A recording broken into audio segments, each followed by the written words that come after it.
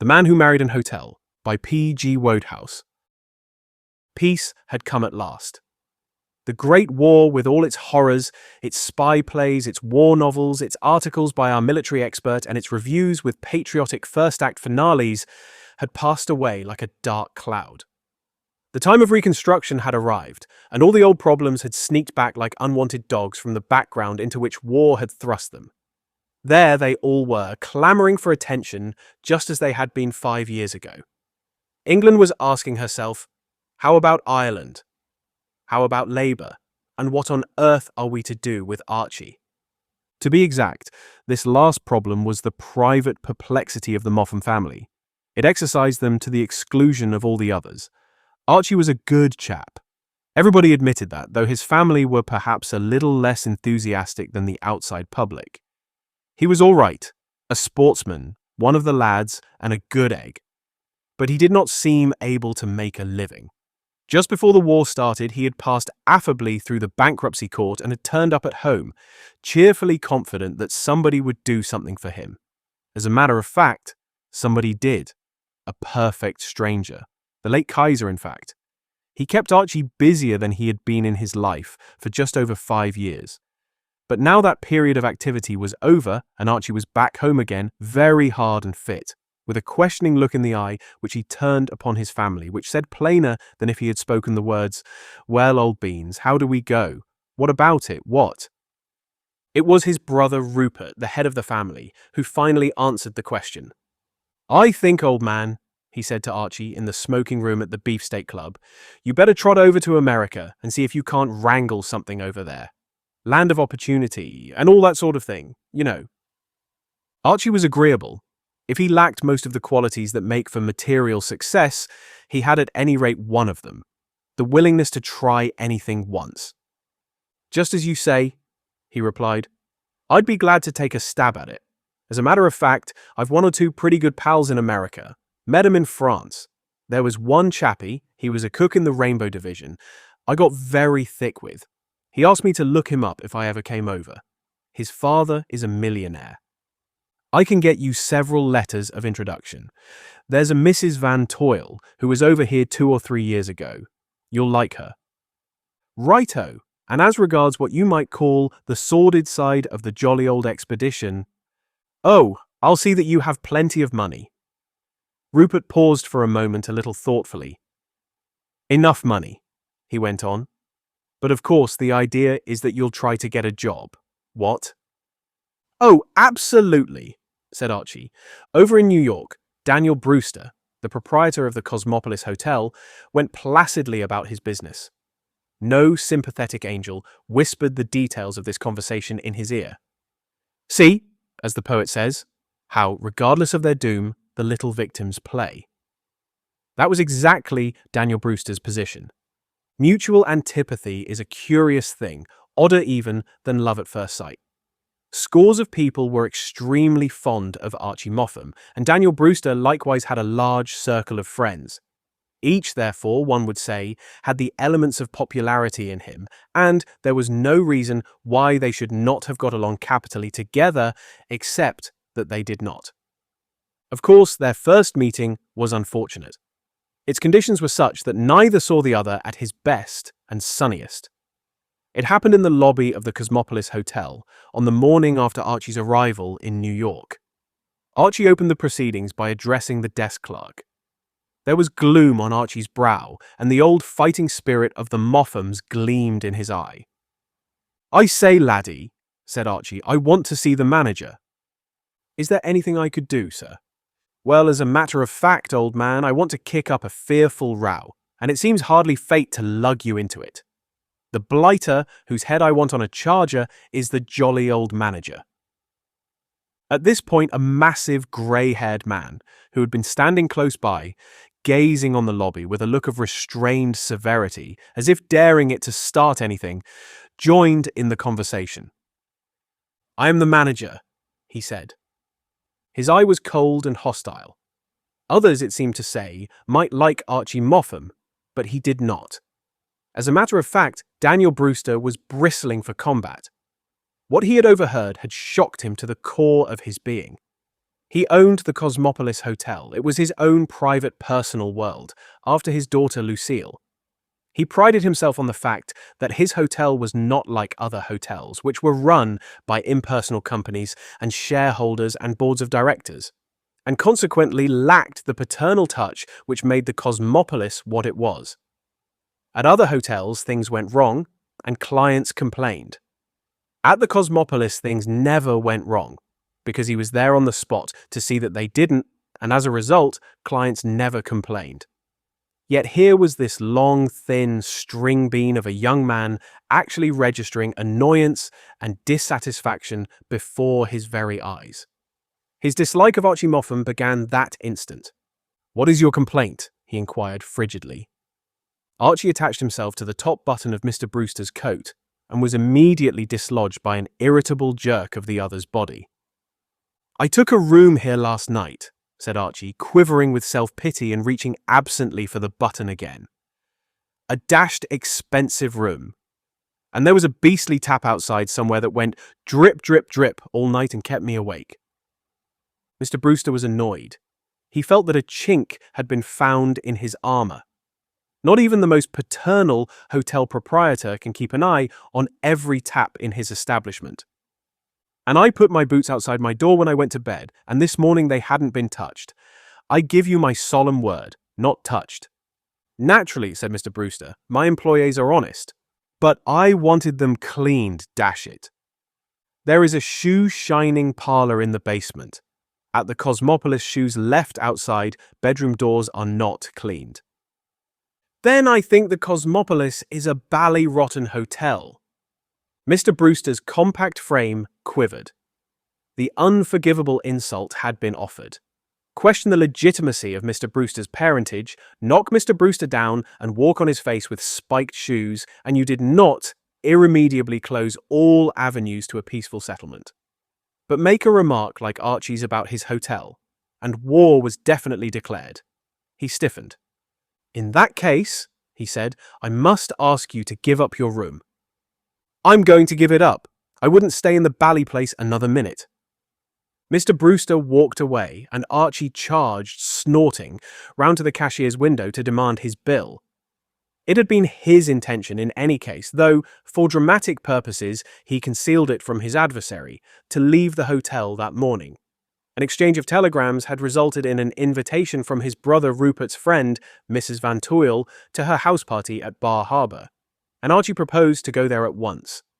But oh, the difference between leaving the Cosmopolis, as he would have done, and leaving it as he did. "Well," mused Archie on his way to the station, "one thing's certain. I'll never set foot in that bally place again. But nothing in this world is certain." It was about 2 weeks later that a telegram arrived for Mr. Daniel Brewster. Not that this was unusual, for he was a man who received many telegrams, but this one was rather interesting. It ran, "Returning New York today with darling Archie. Lots of love from us both. Lucille." Mr. Brewster was puzzled, not to say startled. When you send your only daughter away to Bar Harbor for the summer minus any entanglements, and she mentions in a telegram that she has acquired a darling Archie who send you lots of love, you are naturally startled. It occurred to Mr. Brewster that by neglecting a careful study of his mail during the past week, as was his bad habit when busy, he had passed an opportunity of keeping abreast with current happenings. He recollected now that a letter had arrived from Lucille a day or two before, and he had put it away unopened till he should have leisure to read it. He was extremely busy just now with the preliminaries of building a new hotel, and Lucille was a dear girl. But her letters, when on a vacation, seldom contained anything that couldn't wait a few days for a reading. He now leaped into the elevator, sprinted along the corridor leading to his suite, and made a dive for the letter. It was a long letter. Boiling it down, it announced that Lucille had met the most angelic man and Englishman, and they were both so much in love with each other that they had simply been compelled to slip off and get married at once. Otherwise, they would have kept him posted about things earlier. And anyway, darling Archie had wanted a quiet wedding, because he said a fellow looked such a chump getting married. And he must learn to love Archie because Archie was all set to love him very much. Mr. Brewster sat down abruptly and breathed heavily through his nose. At about the same time, in a drawing room on the express from Bar Harbor, Archie Moffam sat contemplating his bride. His brain had been in something of a whirl these last days, but one thought had always emerged clearly from the welter, the thought that this was too good to be true. Mrs. Archie Moffam, née Lucille Brewster, was small and slender. She had a little animated face, set in a cloud of dark hair. She was so altogether perfect that Archie was compelled to take the marriage license out of his inside pocket at intervals and study it furtively, to make himself realize that this miracle of good fortune had really happened to him. "Honestly, old bean, I mean dear old thing, I mean darling," said Archie. "I can't believe it." "What?" "What I mean is, I can't understand why you should have married me." Lucille's eyes opened. She squeezed his hand. "Why? You're the most wonderful thing in the world, precious. Surely you know that." "Absolutely escaped my notice." "Are you sure?" "Of course I'm sure. You wonder child. Nobody could see you without loving you." Archie heaved an ecstatic sigh. Then a thought crossed his mind. It was a thought which frequently came to mar his bliss. "I say, I wonder if your father will think that." "Of course he will." "We've rather sprung this, as it were, on the old lad," said Archie dubiously. "What sort of a man is your father?" "Father's a darling too." "Rummy thing he should own that hotel," said Archie. "I had a frightful row with a blighter of a manager there just before I left for Bar Harbor. Your father ought to sack that chap. He was a blot on the landscape." It had been settled by Lucille during the journey that Archie should be broken gently to his father-in-law. That is to say, instead of bounding blithely into Mr. Brewster's presence hand in hand, the happy pair should separate for half an hour or so, Archie hanging around in the offing while Lucille saw her father and told him the whole story, or those chapters of it which she had omitted from her letter for want of space. Then, having impressed Mr. Brewster sufficiently with his luck in having acquired Archie for a son-in-law, she would lead him to where his bit of good fortune awaited him. The program worked out admirably in its earlier stages. When the two emerged from Mr. Brewster's room to meet Archie, Mr. Brewster's general idea was that fortune had smiled upon him in an almost unbelievable fashion and had presented him with a son-in-law who combined in almost equal parts the more admirable characteristics of Apollo, Sir Galahad, and Marcus Aurelius. True, he had gathered in the course of the conversation that dear Archie had no occupation and no private means, but Mr. Brewster felt that a great-souled man like Archie didn't need them. You can't have everything, and Archie, according to Lucille's account, was practically 100% man in soul, looks, manners, amiability, and breeding. These are the things that count. Mr. Brewster proceeded to the lobby in a glow of optimism and geniality. Consequently, when he perceived Archie, he got a bit of a shock. "Hello, hello, hello," said Archie, advancing happily. "Archie, darling, this is father," said Lucille. "Good Lord," said Archie. There was one of those silences. Mr. Brewster looked at Archie. Archie gazed at Mr. Brewster. Lucille, perceiving without understanding why that the big introduction scene had stubbed its toe on some unlooked-for obstacle, waited anxiously for enlightenment. Meanwhile, Archie continued to inspect Mr. Brewster, and Mr. Brewster continued to drink in Archie. After an awkward pause of about 3¼ minutes, Mr. Brewster swallowed once or twice and finally spoke. "Lou!" "Yes, father." "Is this true?" Lucille's grey eyes clouded over with perplexity and apprehension. "True? Have you really inflicted this on me for a son-in-law?" Mr. Brewster swallowed a few more times. Archie the while watching with a frozen fascination the rapid shimmying of his new relative's Adam's apple. "Go away, I want to have a few words alone with this what's your damn name?" he demanded in an overwrought manner, addressing Archie for the first time. "I told you, father, it's Moom." "Moom?" "It's spelt Moffam, but pronounced Moon." "To rhyme," said Archie helpfully, with Bluffingham. "Lou," said Mr. Brewster, "run away. I want to speak to, you called me this before." said Archie. You aren't angry, father dear, said Lucille. Oh no, I'm tickled to death. When his daughter had withdrawn, Mr. Brewster drew a long breath. Now then, he said. Bit embarrassing all this, what? Said Archie chattily. I mean to say, having met before in less happy circles and what not, rum coincidence and so forth. How would it be to bury the jolly old hatchet, start a new life, forgive and forget, learn to love each other, and all that sort of rot? I'm game if you are. How do we go? Is it a bet? Mr. Brewster remained entirely unsoftened by this manly appeal to his better feelings. What the devil do you mean by marrying my daughter? Archie reflected. Well, it sort of happened, don't you know? You know how these things are, young yourself once and all that. I was most frightfully in love, and Lou seemed to think it wouldn't be a bad scheme. And one thing led to another, and well, there you are, don't you know? And I suppose you think you've done pretty well for yourself. Oh, absolutely. As far as I'm concerned, everything's topping. I've never felt so braced in my life. Yes, said Mr. Brewster with bitterness. I suppose from your viewpoint everything is topping. You haven't a cent to your name, and you've managed to fool a rich man's daughter into marrying you. I supposed you looked me up in Bradstreet before committing yourself. This aspect of the matter had not struck Archie until this moment. I say, he observed with dismay. I never looked at it like that before. I can see that, from your point of view, this must look like a bit of a washout. How do you propose to support Lucille anyway? Archie ran his finger round the inside of his collar. He felt embarrassed. His father-in-law was opening up all kinds of new lines of thought.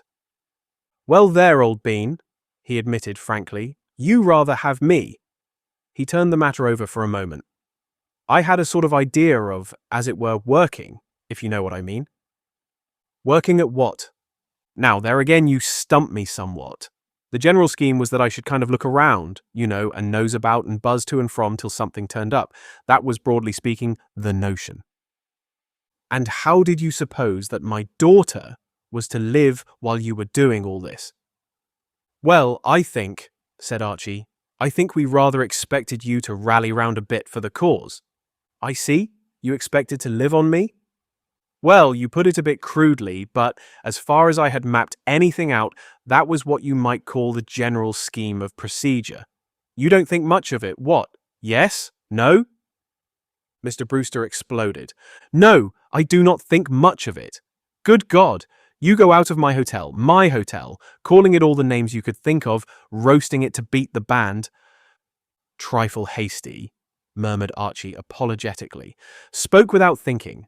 Dashed tap had gone drip, drip, drip all night, kept me awake, hadn't had breakfast. Bygones be bygones. Don't interrupt. I say, you go out of my hotel, knocking as none has ever knocked it since it was built, and you sneak straight off and marry my daughter without my knowledge. Did think of wiring for blessing. Slip the old bean somehow. You know how one forgets things. And now you come back and calmly expect me to fling my arms round you and kiss you and support you for the rest of your life. Only while I'm nosing about and buzzing to and fro. Well, I suppose I've got to support you. There seems no way out of it. I'll tell you exactly what I propose to do. You think my hotel is a pretty poor hotel, eh? Well, you'll have plenty of opportunity of judging because you're coming to live here. I'll let you have a suite and I'll let you have your meals, but outside of that, nothing doing. Nothing doing. Do you understand what I mean? Absolutely. You mean napu or no more. You can sign checks for a reasonable amount in my restaurant, and the hotel will look after your laundry. But not a cent do you get out of me. And if you want your shoes shined, you can pay for it yourself in the basement. If you leave them outside your door, I'll instruct the floor waiter to throw them down the air shaft. Do you understand? Good. Now, is there anything more you want to ask? Archie smiled a propitiatory smile. Well, as a matter of fact, I was going to ask if you would stagger along and have a bit with us in the grill room. I will not. I'll sign the check, said Archie ingratiatingly. You don't think much of it. Oh, righto. There is a perverseness in human nature, which never permits us to know when we are well off. A canvass of the opinions of the inhabitants of New York would certainly have resulted in a verdict that Archie Moffam, the perpetual free guest of the Cosmopolis, was on velvet. The Cosmopolis is the best-run hotel in the city, and famous alike for the comfort of its rooms and the excellence of its cuisine. To be set down at the Cosmopolis with a free suite and a free hand in the matter of signing checks for meals would have been most New Yorkers' idea of heaven. Yet Archie's generous soul chafed him. For a time he was perfectly happy. Then gradually, shades of the prison house, so to speak, began to close upon the growing boy. In other words, he got dashed, fed up with the place.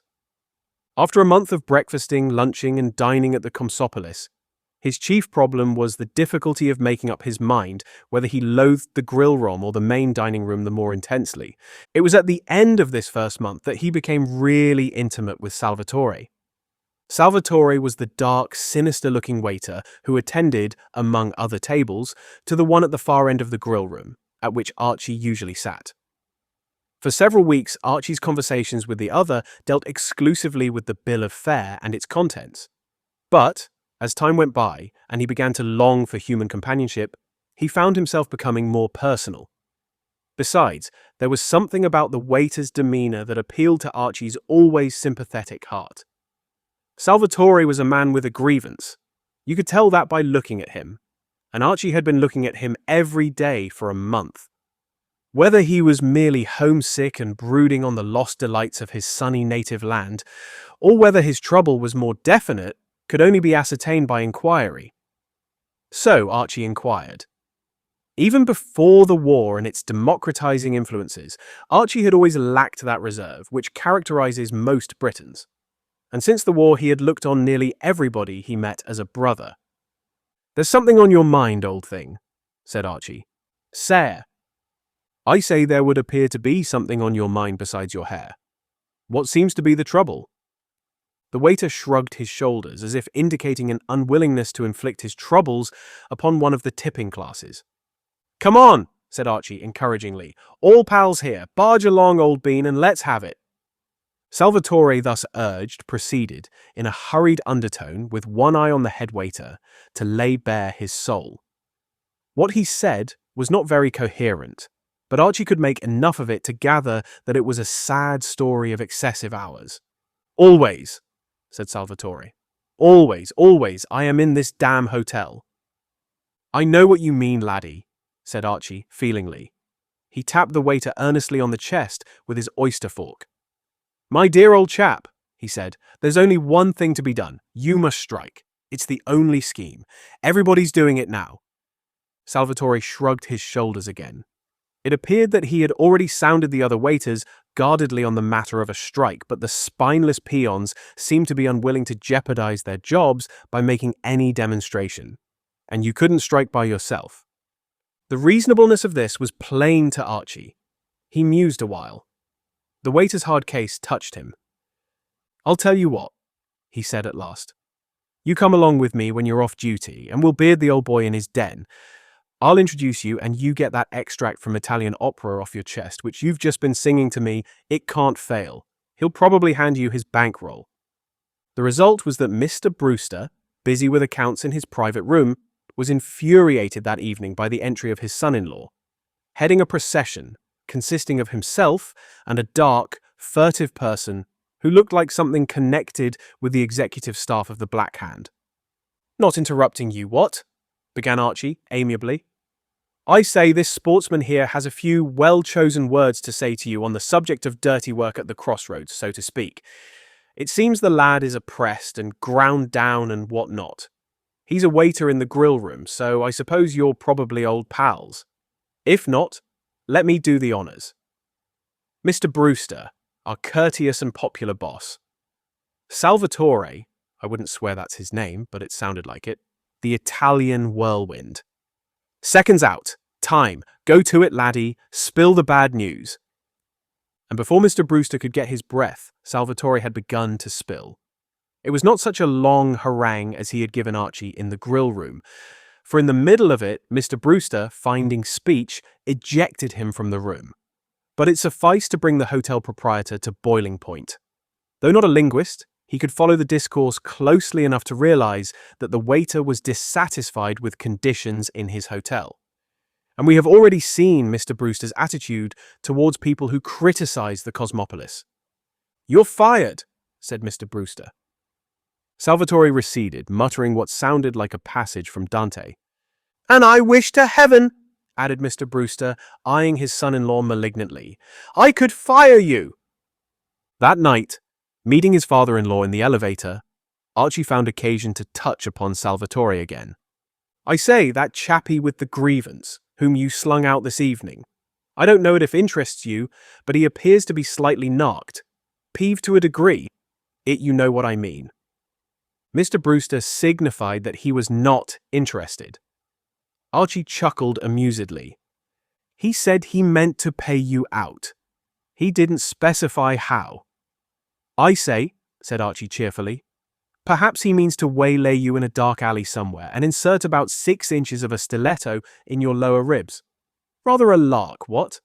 I understand these Italian chappies are always doing that sort of thing. Oh well, you've had a long and happy life." Archie's optimism, however, was not rewarded. Day followed day, and Mr. Brewster preserved an unpunctured skin, and his manner towards his son-in-law was becoming more and more a manner that would have caused gossip on the plantation if Simon Legree had exhibited it in his relations with Uncle Tom. Mr. Brewster's normal, distaste for his daughter's husband was increased about this time by the fact that he was worried over business matter. And when your man of affairs is worried over business, he is apt to become irritable even with his nearest and dearest. It is not to be wondered at, therefore, that the spectacle of his son-in-law mooning about the hotel should have afflicted Mr. Brewster to some extent. At any rate, whether it is to be wondered at or not, it did. The details of the business which was worrying Mr. Brewster were at first hidden from Archie, and he made no effort to probe into them. It was enough for his simple, unspoiled nature that his father-in-law should be worried. That was happiness enough for him. It was Lucille who apprised him of the nature of the trouble. "Archie, darling," said Lucille one afternoon as they sat at lunch, "it's such a shame about father." There was a troubled look in Lucille's grey eyes. Life was not running as it should these days. "I know," said Archie. "I was hoping that Italian chappie would have done something definite by this time." Lucille regarded him with surprise. "Why? Has father been talking to you?" "He hasn't been very chatty of late." "What do you mean?" "Well, you spoke as if you know all about it. I mean all about Salvatore, the waiter you know, whom father dismissed." "I remember the chappie. What's he been doing?" "Well, you know father wants to build a new hotel." "I heard something about it, but he doesn't confide in me much, you know." "Well, he does want to build an hotel, and he thought he'd got the site and everything and could start building right away when this hitch occurred." "What hitch, queen of my soul?" The waiter was hovering over their table with dishes. Lucille waited till he had gone. "Well," she said, "this man Salvatore's mother owns a little newspaper and tobacco shop right in the middle of the site where father, poor darling, wants to build, and there's no way of getting him out without buying the shop, and he won't sell. At least he's made his mother promise that she won't sell." "A boy's best friend is his mother," said Archie approvingly. "So father's in despair. I knew old friend Salvatore would come out strong in the end, if you only gave him time. Great pal of mine, man of ripe intellect." Lucille's small face lightened. She gazed at Archie with proud affection. She had known all along that he was the one to solve this difficulty. "You're wonderful, darling. Is he really a friend of yours?" "Absolutely, quite the old college chum." "Then it's all right. If you went to him and got him to sell the shop, father would be happy." "I know. That is the objection, of course." "Think how grateful father would be to you. It would make all the difference." Archie turned this over in his mind. "I see what you mean. How much did your father offer the Johnny for his shop?" "I don't know. There is father. Call him over and ask him." Archie glanced over to where Mr. Brewster had sunk moodily into a chair at a neighbouring table. "You call him," he said. "You know him better. Let's go over to him. They crossed the room. Lucille sat down opposite her father. Archie draped himself over a chair in the background. "Father dear," said Lucille, "Archie has got an idea." "Archie!" said Mr. Brewster incredulously. "This is me," said Archie, indicating himself with a spoon. The tall, distinguished-looking bird. "What new fool thing is he up to now?" "It's a splendid idea, Father. He wants to help you over your new hotel. Wants to run it for me, I suppose." "By Jove," said Archie reflectively. "That's not a bad scheme. I never thought of running an hotel. I shouldn't mind taking a stab at it." He has thought of a way of getting rid of Salvatore and his shop.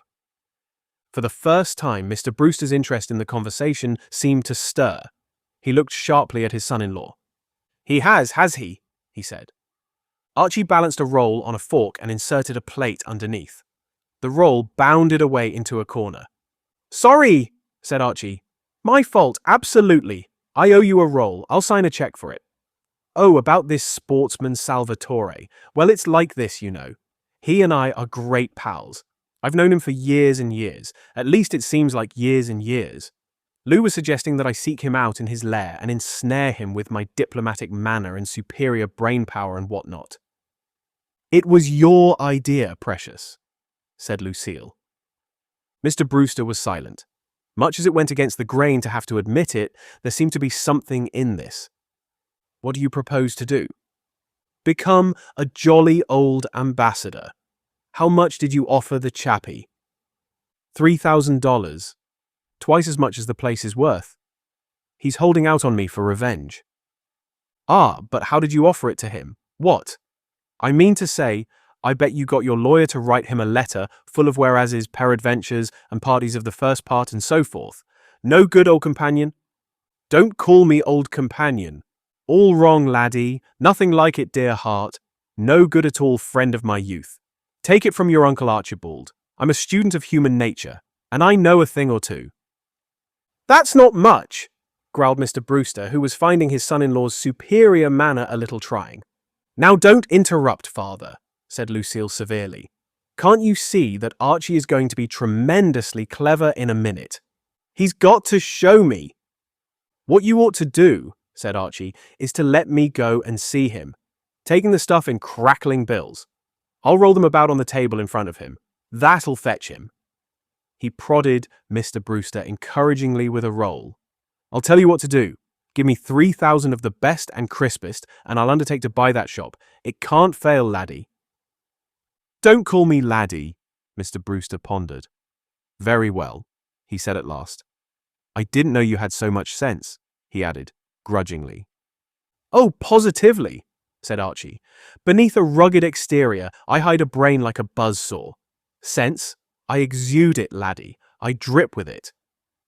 There were moments during the ensuing days when Mr. Brewster permitted himself to hope, but more frequent were the moments when he told himself that a pronounced chump like his son-in-law could not fail somehow to make a mess of the negotiations.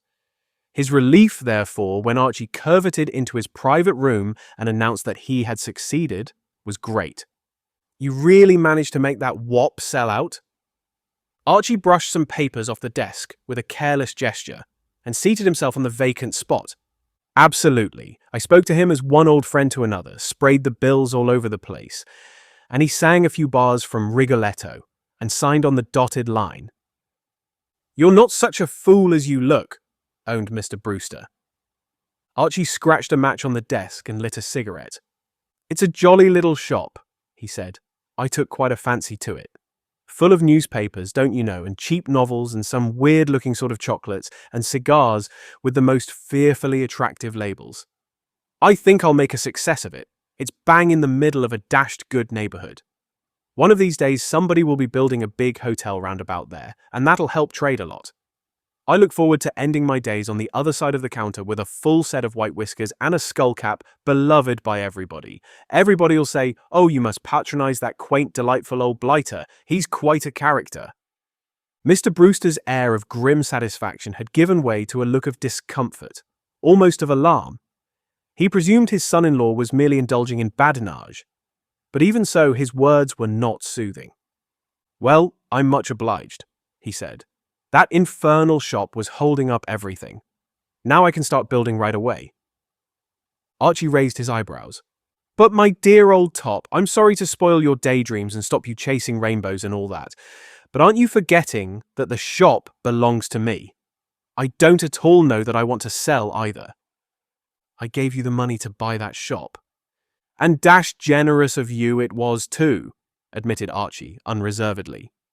It was the first money you ever gave me, and I shall always tell interviewers that it was you who founded my fortunes. Someday, when I'm the newspaper and tobacco shop king, I'll tell the world all about it in my autobiography.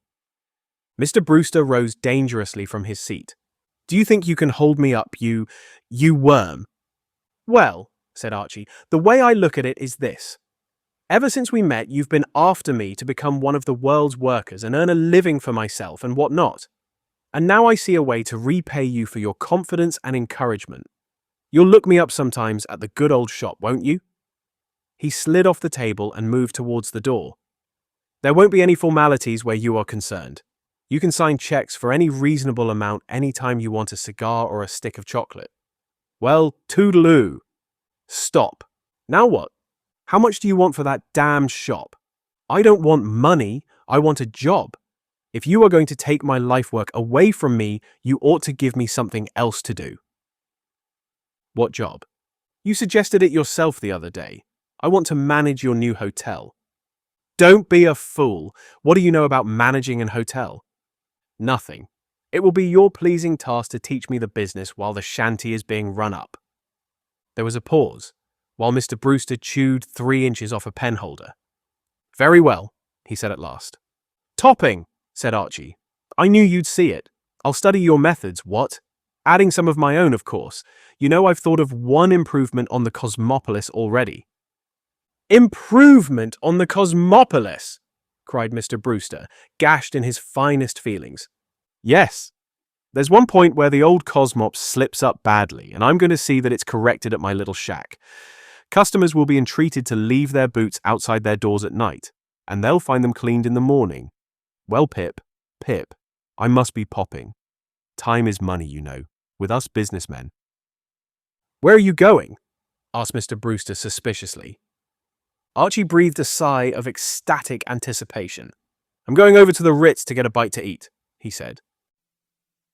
The end. Best audiobooks for free. Hopes that you have enjoyed this production of The Man Who Married an Hotel by P.G. Wodehouse. Please subscribe to our channel on YouTube and Rumble, as your subscription is the support we need to create more great free content. Please look to our website at bestaudiobooksforfree.com for a complete list of our audiobooks.